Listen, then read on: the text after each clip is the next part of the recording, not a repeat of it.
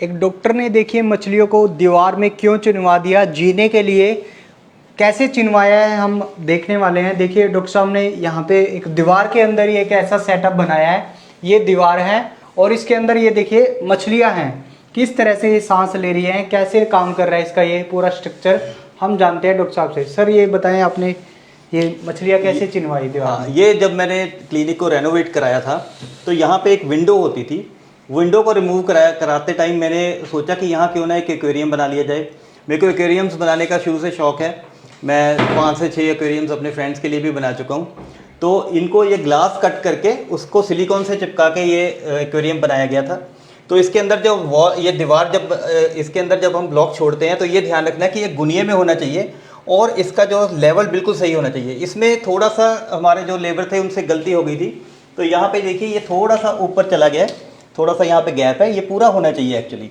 ये हमने क्या किया है, एक 2 फुट बाई 4 फुट का एक एक्वेरियम बनाया है और ये लगभग 10 इंच का है। जितनी चौड़ी दीवार होती है उतना चौड़ा ये एक्वेरियम है और इसमें फिशेस आराम से रह सकती हैं। और ये ऊपर भी जो जितनी भी चीज़ें आप देख रहे हैं, जैसे ये है, ये भी एक वेस्ट लकड़ी का बनाया हुआ है, ये भी एक वेस्ट लकड़ी का बनाया हुआ है। तो हमने इसमें ज़्यादा खर्चा नहीं किया हुआ। और ऊपर एक ट्यूब लाइट है, आप देख रहे हैं। एक्वेरियम में एक बड़ा इंपॉर्टेंट चीज़ें होती हैं, उनमें से दो ये हैं कि एक तो ये अंदर फ़िल्टर होता है।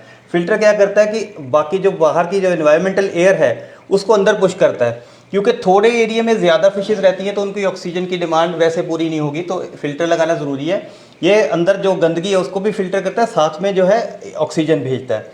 अब अगर ये फ़िल्टर नहीं होगा तो इतने बड़े एक्वेरियम में 1 या 2 फिशेज़ ही आप रख सकते हैं, उससे ज़्यादा नहीं रख सकते। इसमें कितनी मछलियाँ रखी हुई हैं आपने? इसमें मैंने कभी ध्यान से काउंट नहीं किया, शायद ये 1 2 3 4 5 6 और 7। ये जो फिश है, ये जो देख रहे हैं, ये काई खाती है। इसको सकर माउथ कैट फिश बोलते हैं। ये फ़िश जो है अगर आप एक्वेरियम में रखते हैं तो आपका शीशा वो लगभग आपको ज़्यादा साफ़ नहीं करना पड़ता, अपने आप जो शीशे पे काई जमती है उसको ये खाती रहती है। एक एक्वेरियम में हीटर लगाना बहुत इंपॉर्टेंट होता है, क्योंकि मछलियाँ जो हैं वो 23 डिग्री से नीचे अगर टेम्परेचर होगा तो उनकी मरना शुरू हो जाती हैं, क्योंकि ये कोल्ड ब्लडेड एनिमल्स होते हैं। हीटर हम हमेशा ही ऑन रखते हैं, क्योंकि जब ये टेम्परेचर इसका मेंटेन हो जाता है तो हीटर अपने आप बंद हो जाता है। और ये जो है फिशेज़ के लिए 2-3 चीज़ें मैं आपको ज़रूरी बताना चाहूँगा। पहली बात तो इनकी फीडिंग की है। इस टाइम मैं आपको ये फीड दिखा देता हूँ इनकी। इस तरह की इनकी फ़ीड आती है, ये मार्केट से बनी बनाई मिल जाती है। और इसको आपने हमेशा इस चीज़ का ध्यान रखना है कि क्वांटिटी मेजरमेंट करके डालनी है। कोई भी, जैसे मैंने ये कप छोटा सा ये रखा हुआ है, आप इससे इसी तरह का कोई पैमाना रख सकते हैं तो आपके एग्जैक्ट आपको पता हो कितनी अमाउंट में आप डाल रहे हैं। दिन में 2 या 1 बार डाल सकते हैं। अगर जैसे ही आप हैबिट बना लोगे फ़िशेज़ को डालने की, वैसे ही वो हैबिट बना लेंगे। ये हम लगभग 2 स्कूप्स ऐसे डालते हैं रोज़ इनको खाने के लिए। और अगर आप एक्वेरियम रखना चाहते हैं तो आपने ये ध्यान रखना है कि 5 से 10 मिनट में सारी फीड फिशेज़ खा जाएं। अगर 10 मिनट से ज़्यादा आपकी फ़ीड पड़ी रही है, इसका मतलब आप फिशेज़ को ओवर फीड कर रहे हो, ज़्यादा खाना खिला रहे हो। और 5 मिनट से पहले ख़त्म हो जाती है तो समझ लीजिए कि फिशेज़ को जितना खाना मिलना चाहिए, जितना फीड मिलना चाहिए, उतना नहीं मिल रहा। तो आप हमेशा पहले थोड़ी मेजरमेंट, फिर ज़्यादा बढ़ा के देख सकते हैं कि ज़्यादा अगर उसके अंदर फिशेज़ जो हैं 10 मिनट से कम टाइम में अगर जितना फीड फिनिश कर लें, उतनी ही फीड इनको डेली आप डाल सकते हैं। स्पेसिफिक टाइम पे डालेंगे तो बेटर है। एक ही फिक्स टाइम पे, जैसे हम सुबह 9 बजे इनको फिशेज़ को फीड डालते हैं, एक ही बार डालते हैं। इनको शुरू से हैबिट बनी हुई है। मेरे पास ये फिशेज़ 8-8 10-10 साल से इसी फॉर्म में, मतलब थोड़ी सी इंक्रीज़ कर रही हैं, ऐसे रह रही हैं। और डॉक्टर साहब खर्चा कितना आ गया था इसको एक को बनाने में, एक एक्वेरियम? वो खर्चा मैं जानबूझ के आपको बता नहीं पाऊंगा। उसका कारण क्या है कि एक्वेरियम जो लोग इसका बिजनेस करते हैं उनका नुकसान होगा। आप उनके साथ ज़्यादा नेगोशिएट करेंगे। बहुत ज़्यादा ग्लास वाला एक्वेरियम बहुत ज़्यादा महंगा नहीं बनता है। मेरा तो केवल ये ग्लास को ख़रीदने का खर्चा और उसको सिलिकॉन से चिपकाने का खर्चा आया था। बाकी जिसने आपको एक्वेरियम सेल करना है वो ऑब्वियसली कुछ अपना मार्जिन भी रखेगा।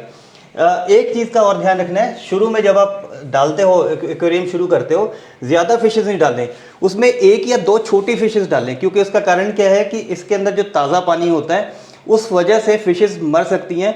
तो 1 या 2 फिशेज़ डालें। जब आपको लगभग 1 महीना हो गया वो फिशेज़ को रखे हुए, उसके बाद आप एक एक करके ऐड ऑन कर सकते हैं। कंपैटिबिलिटी ज़रूर देखना है। कई बार आपको एक्वेरियम वाले ऐसी फिशेज़ डाल देते हैं जो आपस में लड़ने लग जाती हैं या एक फ़िश दूसरे को खा जाती है। तो आपको कंपैटिबिलिटी देखकर गूगल पे सर्च कर सकते हैं कि कौन सी फ़िश किसके साथ अच्छे से चलती है, वही वाली फिशेज़ डालें। और सफाई का टाइम में आपने चीज़ ध्यान रखना है, इसका 20% से ज़्यादा पानी एक बार में चेंज ना करें। इतना पानी, जैसे हम लोग क्या करते हैं, इतना पानी यहाँ से निकाल देते हैं, इतना ही पानी दोबारा वापस डाल देते हैं। पूरे का पूरा एक्वेरियम साफ़ करोगे, पूरा का पूरा एक्वेरियम साफ़ करके दोबारा से पानी भरोगे तो आपकी फिशेस मरनी शुरू हो जाएंगी। जिन लोगों ने एक्वेरियम रखे हुए हैं, जो सर्विसिंग इसकी करवाते हैं रेगुलरली, उन्होंने ये देखा भी होगा कि जब वो सर्विस करने वाला पूरा पानी निकाल के दोबारा से डाल जाता है तो आपकी फिशेस 4-5 दिन में मरना शुरू हो जाती हैं। उसका कारण क्या है कि उसको न्यू टैंक सिंड्रोम बोलते हैं।